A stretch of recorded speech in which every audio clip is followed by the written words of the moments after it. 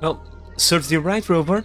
You see, the rover was going to try and do precisely the thing that I told you that rovers like to do, and it died. How should I put it? I believe you are doing this wrong. Because, yeah, this thing is absolute hell.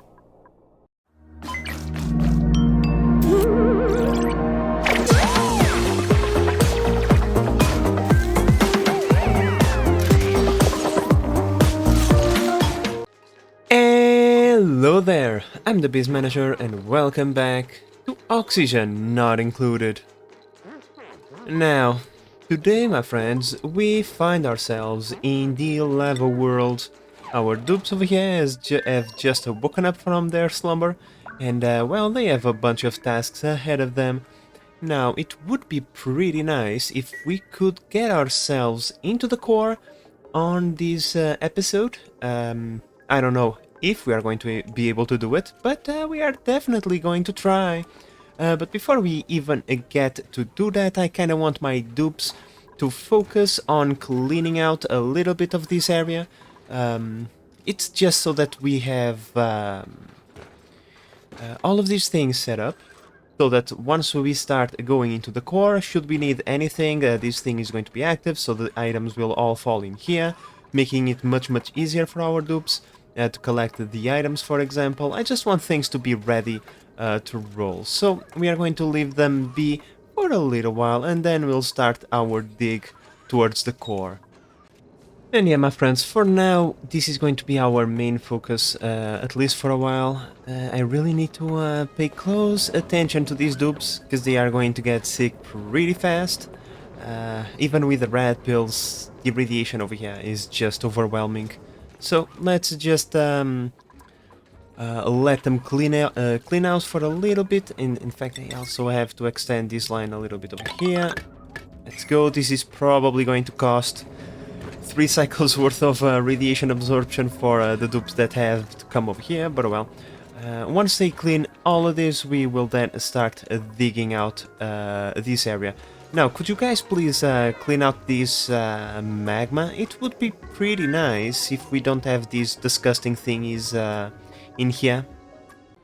Well, my friends, we are almost there. Infrastructure-wise, we are done. We built everything that we needed to build, except for the connections between these thingies and these thingies. I don't have the minerals just yet.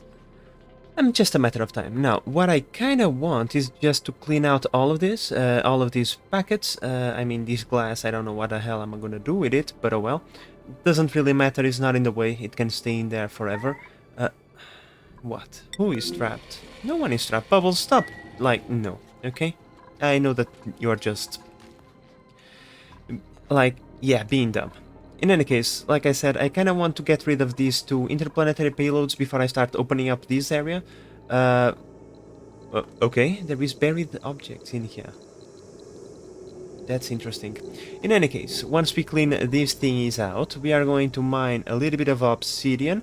First we need to kind of like just point in a general direction that is not too close to the neutronium, because we are going to be building, how should I put it? We are going to be building these thingies, mechanized airlocks made out of wolframite. Yeah, no overheat temperature. So we want, let's say for example, let's pause the game so the dupes don't come and build. To build it like so over there, in a way that we can see that it's not going to bump into any neutronium on the way down, and look at that, it's not, which is pretty nice. And then we also want to build these bad boys, one right there and one right there, although this one is unnecessary, so we can just get rid of it.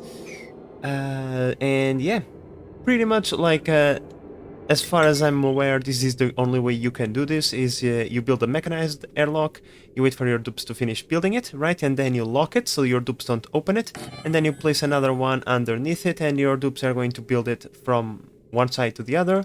Then you deconstruct this one, right, build the next air tile over there, and then repeat the process. All the way down, non-stop, until you reach your objective. Of course, that, yeah, this is a little bit micro-intensive. and attention intensive because you have to be looking at them all the way to the bottom of the magma pool. So yeah, dupes, please finish cleaning this up because we are going to require a long time before we reach our objective. Now, my friends, do you want to know one thing that is kind of annoying? Having to rely on my dupes to deliver the stuff that I want to the interplanetary launcher. Dupes are not exactly the most reliable of things. Now that we have the entire world worth of metals, how about we do something very simple that is going to make our lives so much easier? It's like one of those things I should have done a long time ago. We are going to build a conveyor thingy right there. Then we are going to go and connect it to a conveyor meter. And then like so, right? Let's go into the automation. Bam, this thing sends a green signal if the limit has been reached, otherwise sends a red signal. Therefore, we want to go like this. Bam, bam. And then the reset signal is to reset the amount. We go like this. So pretty much the way we do this, it's quite simple. We come over here.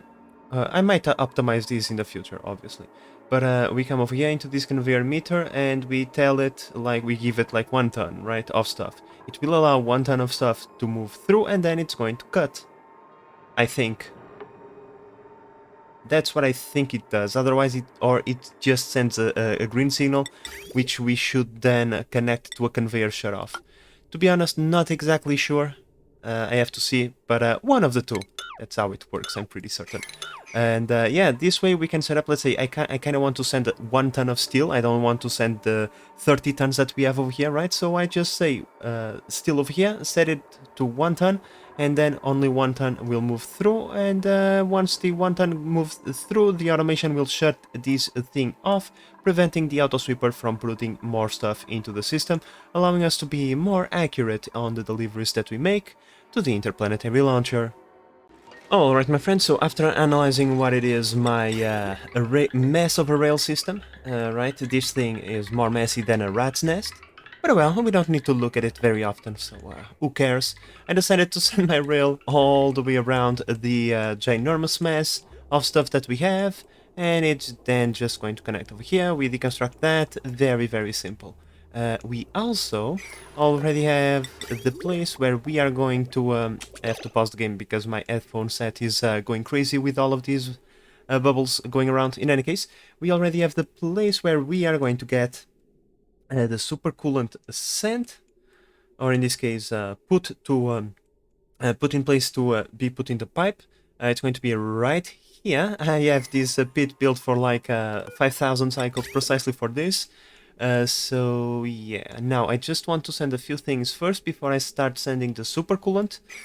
And I really don't want to send a lot of supercoolant because, yeah, we don't really have a lot of that stuff to just waste. So I kind of want to be as precise as possible. We are going to send like 2 tons at a time, and then we are going to try and make the best of that in here. We are going to put a little bit over here, and then we are going to also create a small thermal regulation system like right here, right below the this thingy, which is going to pretty much just regulate the temperature of that, and then is going to have a ginormous pipe sent all the way over here, where we are going to create some sort of tamer for this niobium volcano.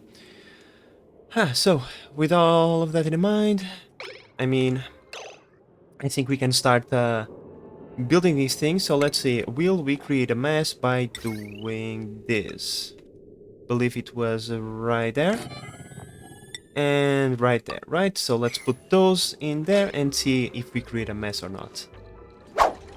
Alright, so let's see. No, oh, thank God. Now I need to remove this out of here like right now, because this is going to be a possible mess in the future. Now let me just do one quick thingy over here to this rocket. Go over there, please. Thank you. I sent this rocket to the radioactive field and then I just moved it into the asteroid field to use the remaining diamond that it had. Oh well. Let's continue. So, this is somewhat successful, so let's build the next level. Now, once we have this bit of obsidian over there, it's going to be a little bit tricky, but still possible, because if we put another door right there, right, once we have this part built, it's not going to build the thingy because it can't mine that obsidian tile. So what we are going to do, we are going to be a little bit wasteful, but that's fine, and we built it right there, like so. Then we open this door, mine that tile, and deconstruct this thingy, and then rebuild it in its place, which is going to drop a little bit of wolframite, but that's fine. Bam, second level dropped, and now this one, it's better if we do it like this, because if we lock, the dupe needs to interact with it. Now, before we start doing anything, is the rover still alive? The rover is still alive, okay. Now, rovers can be a little bit messy, because even if you lock the doors and put them on auto, move these permissions, like, the rovers can still move through the doors and create a mess. So hopefully the rover is going to stay right there. Sure, you can do that. The rover is going to sit right there, not create any sort of a mess, and be a very good rover, okay? Well, serves the right, rover. You see, the rover was going to try and do precisely the thing that I told you that rovers like to do, and it died. Serves you right, rover, serves you right, okay? And thank God, for once I'm thankful that the rover ran out of juice right before it done something messy. Alright, so as we can see, I placed a mechanized airlock over there to move the magma a little bit, and then I opened this door to access this dig tile. Yeah, like I said, doing this requires a lot of micromanagement, especially because your dupes like to just F off after they performed one task, and then it's going to take them forever to come back and do the task that is, like, right next, right? Okay, Travaldo, then now Travaldo is going to, like, just go, even though I kind of want him to stay, but that's totally fine. It's totally fine. Here it goes. But yeah, my friends, like I said, now it's just a matter of me staying in here, looking at my dupes, doing their tasks, making sure they don't do anything stupid, or at least a lot, like, super stupid, because digging into magma is already not a smart idea to start with, right? But, you know, it's a necessity that we can do nothing about, so yeah, time to babysit these two dupes. All of their travels towards the cosmos prepare them for this moment, so let's see if their experience with danger is going to serve them right or not. Like, my friends, even though I kinda know what I'm doing, the bits where you have to go through metal solid tiles are so scary. Please don't fall down. Oh, thank God. Thank freaking God. Like, even though they are not supposed to, there is always a tiny possibility that they fall from the block where they are sitting on into the magma, and that would just be so terrible, because, you know, they would die. There would be no way for a rescue to arrive fast enough. But well, everything went alright, everything is cool, let's continue. Alright, my friends, here we go for round number 2 of very stressful things that we have to do on the fire world. Now, like I said, there is always a small chance of this going wrong. Not only that, the deeper you get into the core, the higher, the higher possibility of screwing up.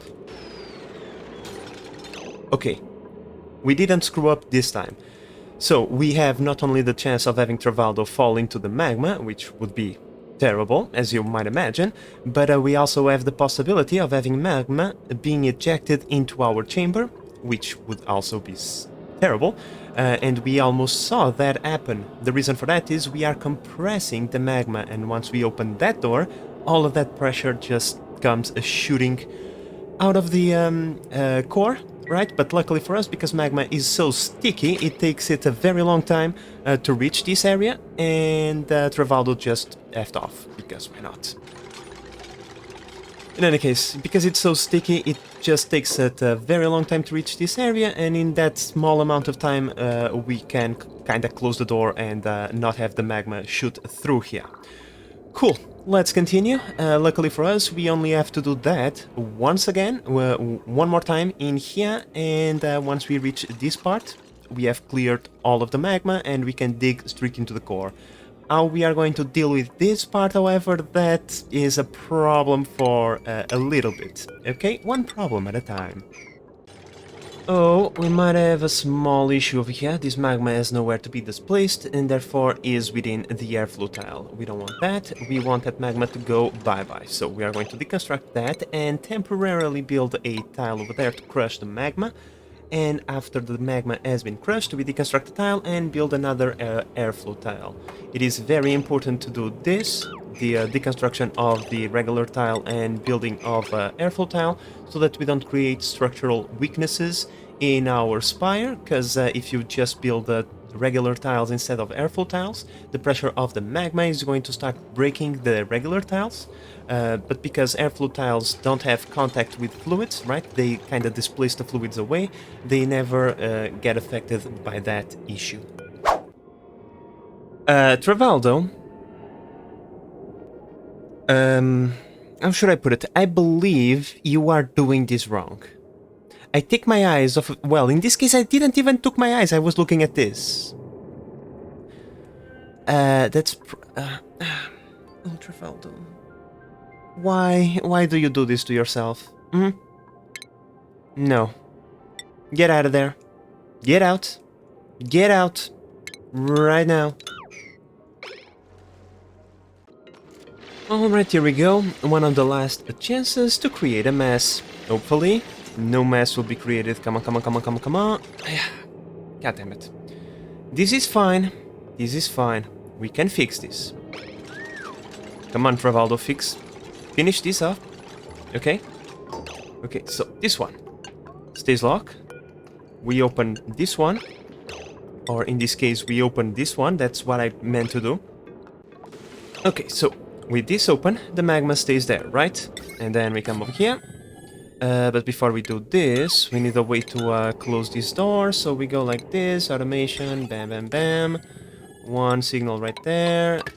Connect it like so. And then we build another door over there. Let's put this at a lower priority, so they build this first.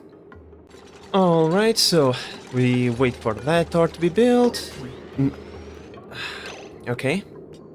This is fine, I think, if we close both of them at the same time. The magma goes away. Right?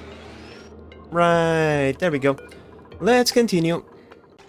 Oh my god, my friends. We are so close. We are so close.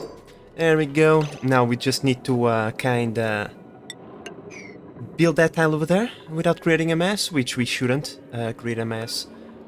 To create that tile, all we need to do is first make sure that this is like this. We build these two tiles, then we open that door and build that tile. And from this point and from that point onwards, we will have unrestricted access to the core of this planet, which is pretty nice. I still haven't thought about a way to clean this out, but well, I mean, I think the best thing to do is to wait for this thing to go dormant, then we mine everything, and we use the same method that we used over here to clean out the magma from the bottom of the pit that we create, and then we think about a way to tame the niobium. I just didn't want to mix the magma with the niobium so that we don't create a ginormous mess. So yeah, let's see what happens. And there we go, my friends, our spire has been complete. We are now safe to access the core, and work can begin. So let's build a ginormous ladder into the interior of the core, so that we can have access to the niobium volcano, and well, also see what is going on around this place, because it would be nice to have a little bit more information about the core of the planet. So let's go like this, let's create a ginormous ladder so that we have vision, and then we kind of see where we go from there. Now, my friends, technically speaking, we don't need to tame the niobium volcano. All that we need is one single bit of niobium, okay? One single bit, or in this case, there is probably like more than one single bit, but oh well. So, we need enough to make thermium, meaning we only need 5 kilograms. After we have those 100 kilograms of thermium, we can come over here, I'm pretty sure, right? No, over here? We probably need to make the thermium first. But in one of the 3 forges, right, I can't remember which one, you can then turn this thermium back into niobium, but you're not going to get 5 kilograms, you are going to get, if memory calls, 100% conversion or 50% conversion. In any case, you're going to get more niobium than you started with, so technically speaking, there is no point in taming the volcano to begin with. But well, we are going to try it anyway, because why not? It's not like we have better things to do or anything. Oh wait, we do. But these things can wait. But in any case, we are going to bring a little bit of niobium back to base so that we can start that cycle of getting a little bit of niobium and turning it into a large quantity, especially because we have all the tungsten in the world. I mean, why not? So, one of you, could you guys please go grab the niobium? Thank you so much! How much did you brought us? 30 kilograms or close to that. That's all that we care. Thank you very much. We are going to let you guys stay in here for a little while. After all, we still have a bunch of suits. But the next time you guys come back home, we can start that conversion process. Alright, my friends, so we have reached the core. I still need to plan a little bit. I think I am coming up with an idea, but still, I still need to think a little bit, and I need this thing to be idle in order to, not idling, dormant, in order to do what I want to do. Now, let's do something crazy, because why not? Like I said, I want to rescue these artifacts. We can't leave them behind. What kind of archaeologists would we be if we left those artifacts? No. We can't do that, so we are going to do something extremely stupid and risky in order to get them. Now, there is a bunch of sour gas over here that we really don't want to get into, like, our spire, because that would be terrible. Yeah, nope, this sour gas can't come over here. So, we need to create a liquid lock. What kind of liquids do we have available to us? Yeah, that's right, magma. We are going to create one of the toastiest liquid locks that ever existed. What? Okay, so, how are we going to do this? Quite simple, we are going to create a small, come on, do things right, please. Do things right, please, thank you. We are going to create a small pit over here, and then we are going to mine this style of obsidian. The magma is going to fall from here to both of the sides. It's going to come over here, away from us, where it's not going to come in contact with the dupes. It's going to sit in there a little bit, right? And the rest is going to come over here, where we don't really care.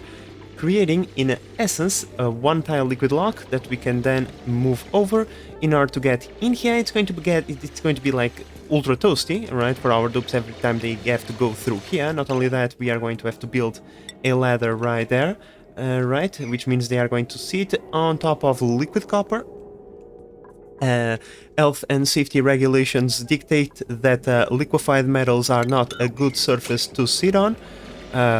Those guys, they don't know what they talk about, right?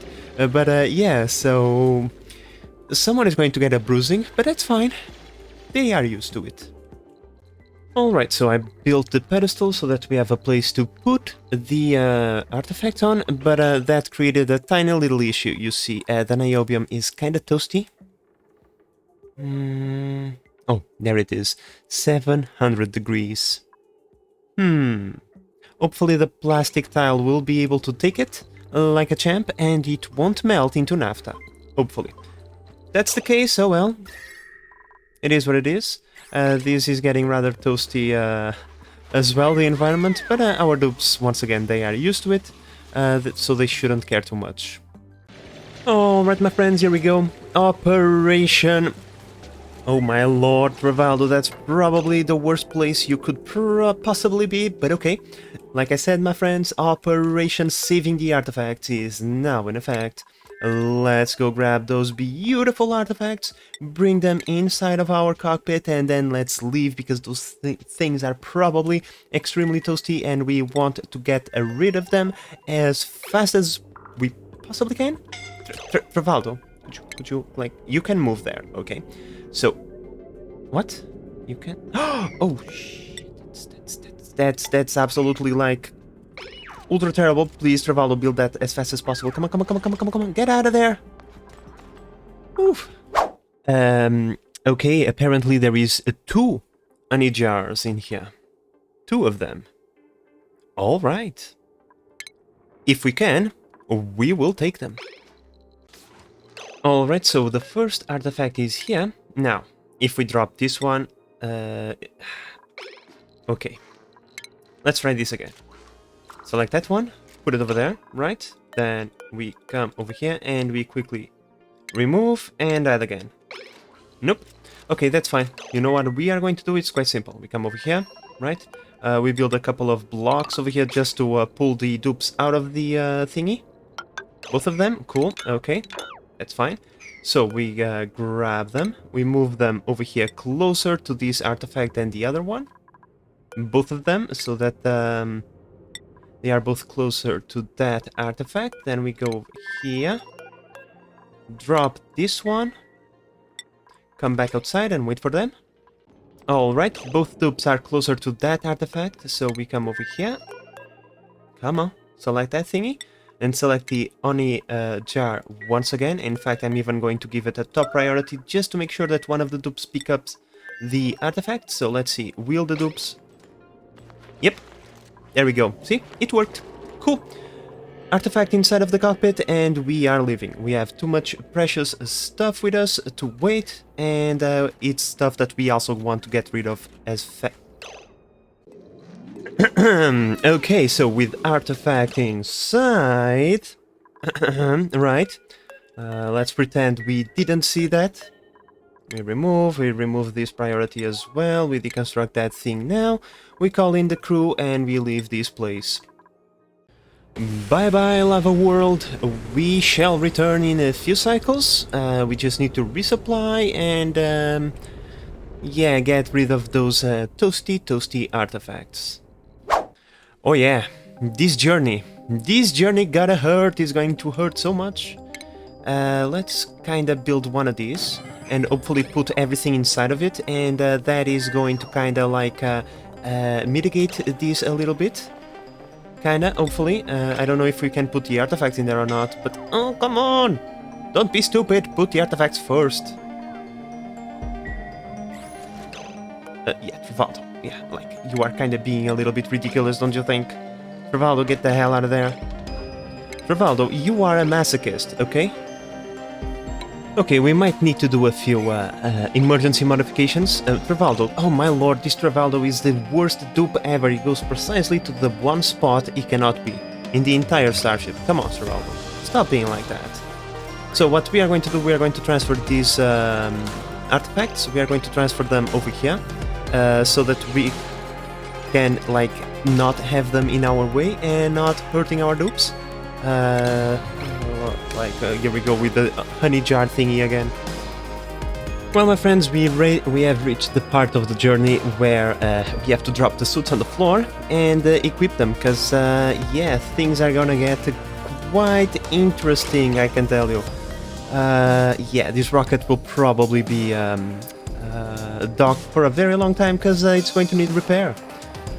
But well, right now we still need to survive the journey without losing any dupes, so let's go like this. One suit for Travaldo, one suit for Bubbles. We have plenty of oxygen to breathe, so that is not going to be an issue. And yeah, this is going to be a very long journey. Oof. We almost lost Travaldo there. It is my belief that Travaldo is doing his best to end his existence, because he's doing a really good job, let me tell you. Don't, okay? Just don't, okay, Travaldo? Well, my friends, this is one of those moments that the regenerative trait is really coming in handy, because Trevaldo is regaining health even though he is not in a hospital bed. And, well, let's just say if it was not for it, Trevaldo was probably dead already. I will still need to babysit them all the way back to base, which is going to take 3 cycles. Those are going to be a very long 3 cycles. But well, hopefully they will survive the journey. Our cockpit is slowly disintegrating, my friends. This is terrible. I already had to deconstruct the manual generator. Oh, we built a manual generator out of niobium. Are you joking? Oh boy, okay. Things are indeed not good. I mean, in a way, that was probably a good thing that we did. It was by accident, by the way. But by building this thing out of niobium, we kinda cancelled the temperature of the niobium, because whenever you build something, it goes into 45 degrees, right? So it pretty much deleted the heat, but it's not like it's going to make any difference. Because, yeah, this thing is absolute hell. If you thought things could get worse, they can. They can get a lot worse, my friends, because the water inside of the pipes is about to go and turn into steam. Oh boy, this is going to be terrible. Okay, this is absolutely like, yeah. We are kinda like, how should I put it? This craft is gone. Okay, our dupes are going to survive, but we are going to have to rebuild this craft again, because everything is going to break. The plastic is going to melt, the buildings are going to break. Everything is going to explode in a ginormous pool of steam, and it's just going to be terrible. Oh my lord, finally, our dupes are here. Oh, okay. They have survived the journey, but unfortunately, the rocket is busted. Yeah. Kinda sucks a little bit. But that's fine. That's totally fine. Let's get rid of that niobium. Let's deconstruct that bit over there. Let's pretty much restrict access to this rocket from here on out by grounding the rocket. We want to remove all of this garbage from here first, and let's assign some beds and toilets for our Rocketeer dupes, so that they don't travel into that nasty rocket to do their business. Oh well, my friends, I think this near-death experience has changed our dupes quite significantly. They are no longer the same dupes that they were before. They are a little bit crazier now. But oh well, it is what it is. We now have the ability to make a bunch of thermium, which we are going to proceed by doing right now. We are going to convert pretty much all the niobium that we have into thermium, and then we might unlock the recipe to convert the thermium back into niobium. But well, my friends, now that we have a little bit of thermium over there, we can see the recipe of turning the thermium into niobium, as we can see over here, right? So we got a 100% conversion rate, which is pretty nice. So let's go like this, let's give a bunch of work orders over there, and by the end of that we should have at least 1 ton of niobium, which is going to be pretty nice. We are then going to use that 1 ton of niobium to make 1 billion of thermium, which we can then once again convert back into niobium to make more thermium in the future. As long as you don't completely run out of thermium, you can always have infinite amounts of that stuff. But well, my friends, now that we have dealt with that thing, we can focus on other small tasks, so like for example upgrading our bookshelf farm over here. So what we are going to do is quite simple. The advantage of having bookshelves is numbers. You need to have a lot of them so that they get, you know, they born and they die quite rapidly, or in this case, you know, quite frequently by the sheer amount of them. Right, so what we are going to do is we are going to create 2 places where we are going to have the bookshelves. Right here is the place where we keep the tamed bookshelves, of which we only want to have, let's say, 4. Everybody else gets auto-wrangled. This one is the highest priority, and gets sent over here, where we'll put all of them. There we go. Where are the bookshelves? Somewhere around here, I presume. Here they are. So, yeah. These bookshelves over here will remain tamed and groomed, which means they are going to produce eggs with more frequency. The eggs are going to be sent over here. They are going to get incubated, and then any excess bookshelves will be sent over here, where we just have them existing, right? And then once they either grow up or die, their shells get vacuumed out by this conveyor loader and sent back into the system. Hopefully this way we'll be able to have more bookshelves overall, and that way have more molds being produced. Well, my friends, Wizwards to the rescue. These repair efforts are going to take a little bit of time, okay? But luckily for us, the Wizwards were able to survive the initial temperature, which means that they have now been working non-stop to chill out this entire area. And they have to go through a lot of oxygen, because as we can see, we have 7 kilograms of oxygen, resulting from the deconstruction of the checkpoint, the docks for the atmosuits. They released all of the oxygen they had inside, and so created a ginormous pressure. Which means there is now more things for the Wizwards to chill out. That's fine. Oh well. I suppose that our dupes are going to have to stay grounded for a little while.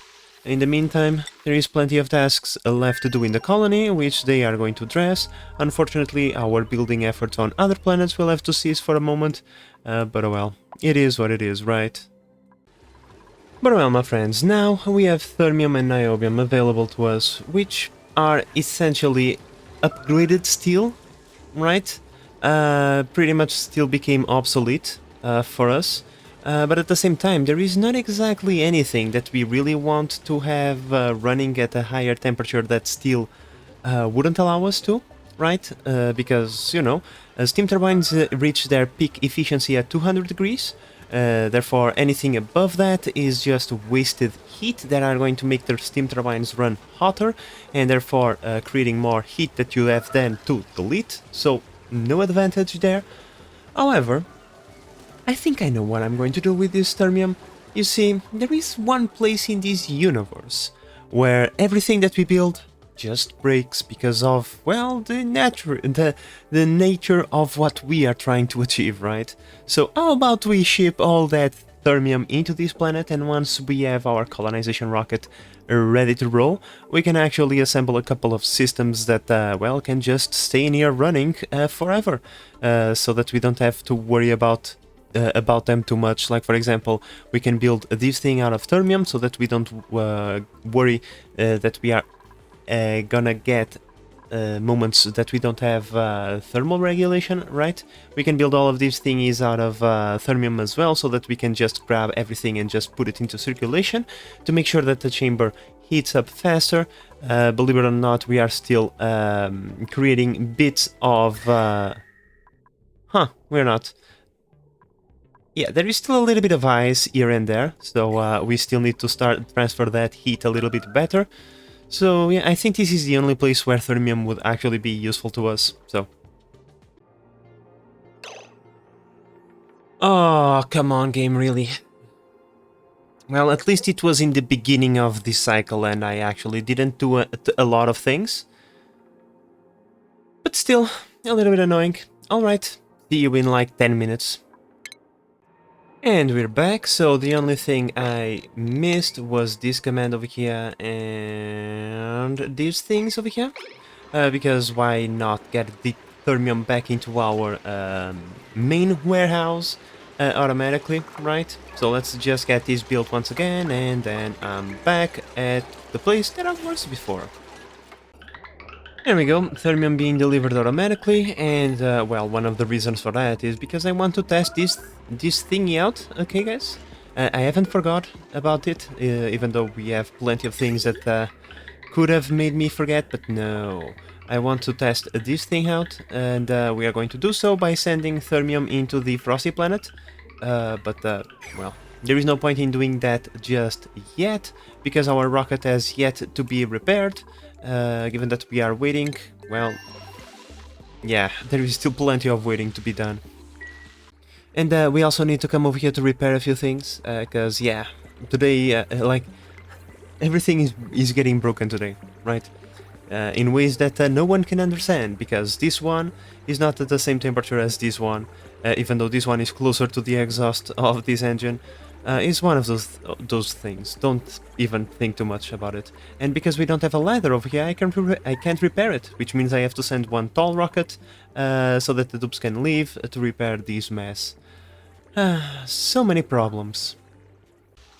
Alright, my friends, it's taking a few cycles, but eventually we are going to get there. We are halfway there when it comes to the temperature of the cockpit. Things are now sustainable, shall we say. We can start repairing structures like this one, for example. And that over there as well. Let's deconstruct this thingy.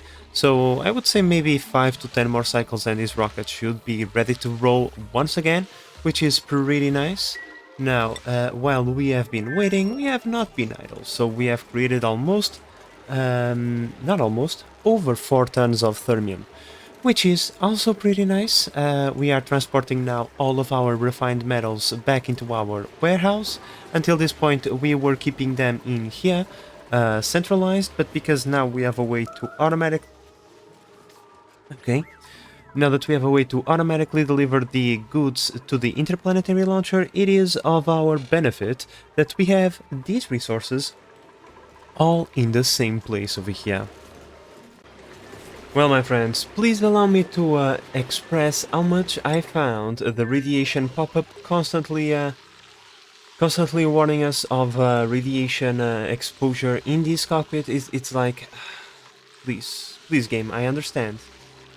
There is a lot of radiation in here. Okay, that's fine. That's fine. Okay, you know, like having all of these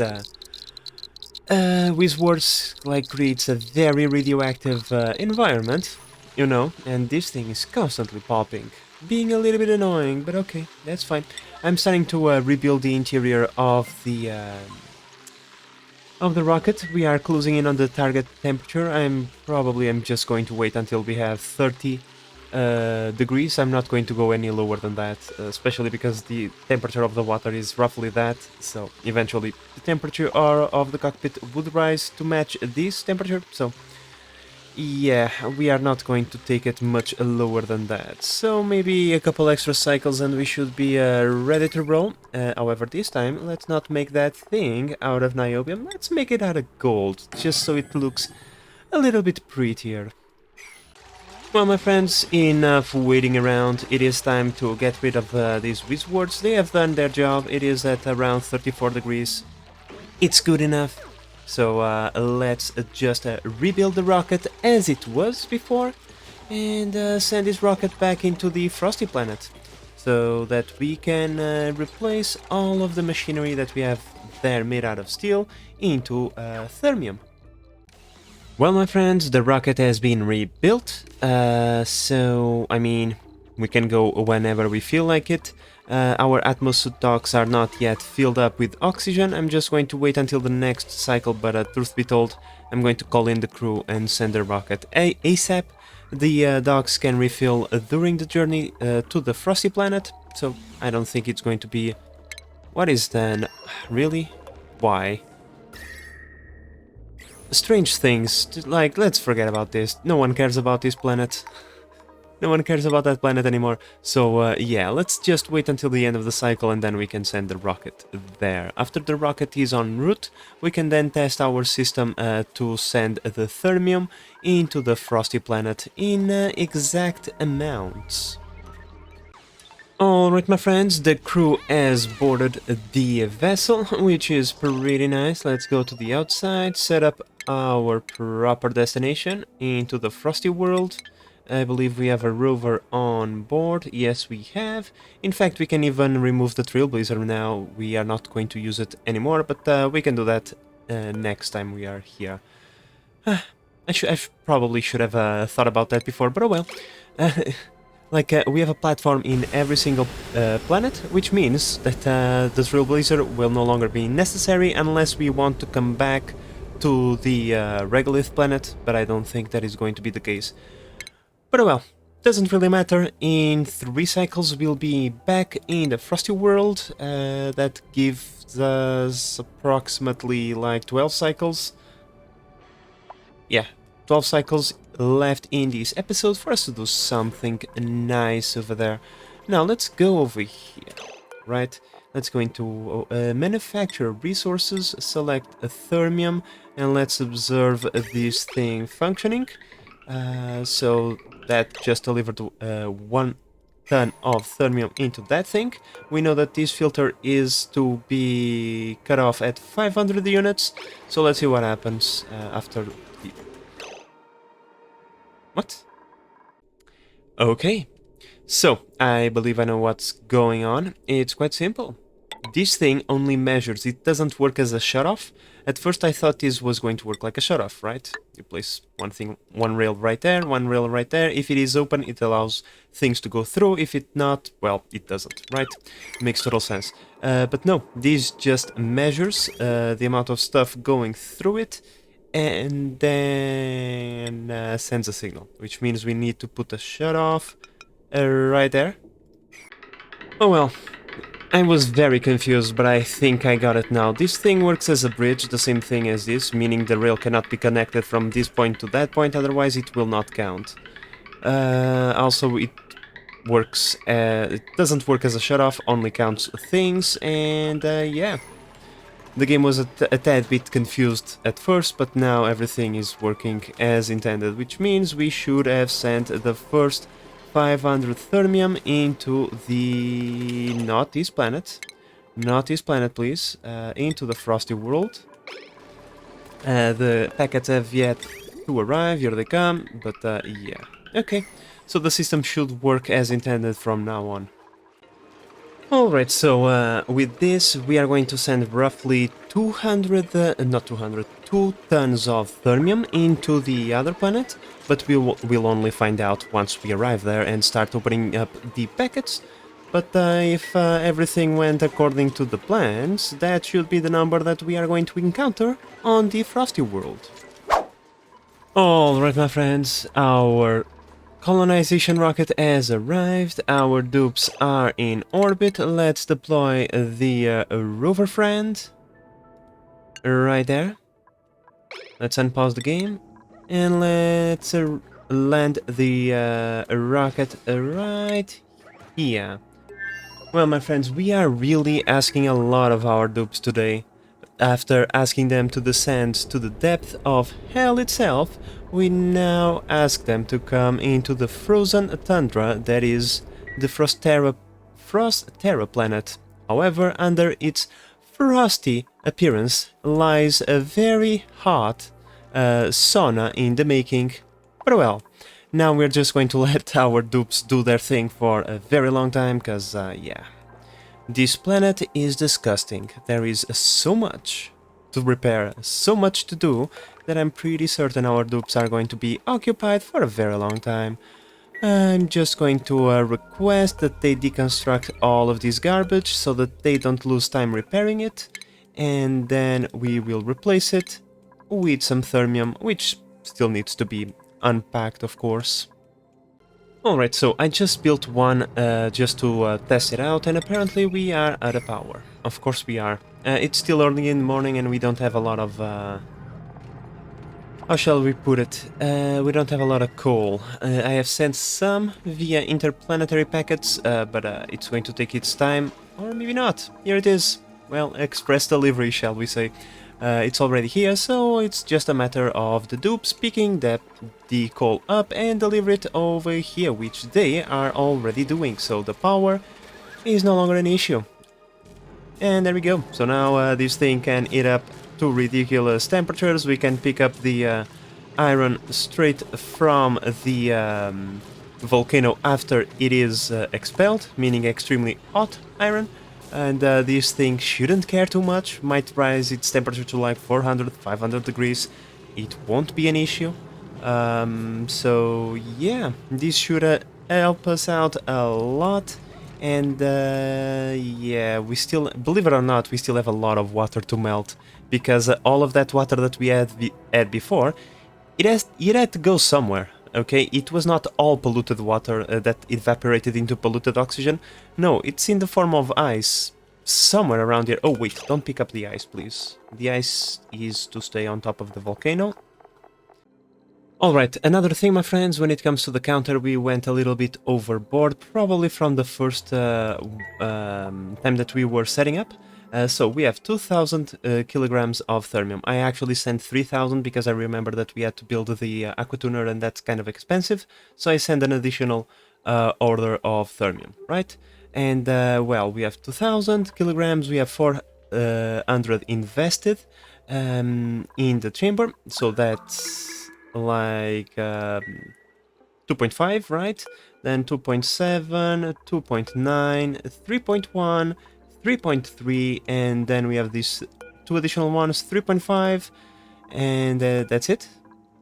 Oh yeah, 3.5. So we were off by 500 kilograms, which is not terrible. It's better than, you know, constantly sending materials and then forgetting that you have sent your entire steel supply into another planet.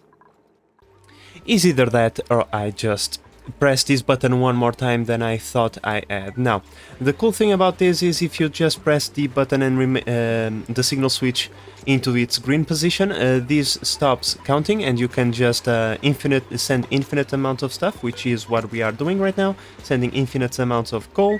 The line is stopped probably because we don't have red bolts in the machine just yet. Yep. We're probably waiting on the refill cycle. Oh well, yeah, we're just waiting. This will get going by itself eventually. Now, one of the things that we are going to do right now, because I believe we should run out of water pretty quickly, is we are going to rebuild that thing over there out of niobium, not niobium, wrong thingy, not niobium, thermium, right? We are going to build this before I completely forget. I believe it goes like this. We just need to make sure, yep. It goes into the perfect place, and we are going to build the line that is going to bring the coolant into the cooling loop, and we are going to activate it. We are going to filtrate by polluted water, if I can find it. That is right there, polluted water. Now the reason why I want polluted water is because the less polluted water we have inside of the chamber, the less polluted oxygen we'll have to deal in the long run. Besides, all three waters were more or like the same. The only advantage goes for the brine for the lowest freezing temperature, I believe, but other than that, all the three work the same, so. And there we go, my friends, we have our cooling loop with coolant inside. We don't really need to accumulate a lot. I just want to have like 2 extra tons if we want to expand the cooling loop in the future. You know, just future-proofing, especially because in the future it's going to be a little bit of a pain in the butt if we want to transport polluted water here. So it's better to put it into the reservoir while we have it before it turns into steam. Other than that, it's just more cleaning efforts now. Our dupes have quite a lot of things to do. I'm going to try my best to insulate all of these melting ice, like in small chambers, like I did over here, so that we don't have all of this yeah, this is going to be quite messy to clean up, but oh well, we have time. Holy Jesus, my friends, that was beautiful! Oh my lord, I'm so glad I was here. I'm so glad I was here. Did you guys got that? That was absolutely gorgeous. There is still plenty of work to be done, but I'm feeling confident, my friends. I'm feeling confident, although there is constantly a few issues here and there. Blocks of ice being formed, and now, if you are confused on how this is possible, I tell you, it's quite simple. Imagine that you have a block of polluted ice over here, right? It melts, it occurs an explosion of polluted water, but we have to remember that that polluted water melts at close to minus 20 degrees. Yep, minus 20 degrees is the point that it melts, comes in contact with regular water, in turn solidifies at 0 degrees, right? Those two temperatures don't go hand in hand, and then blocks of ice are formed. As long as they are not formed on top of the liquid pump, I don't care too much because they eventually melt away.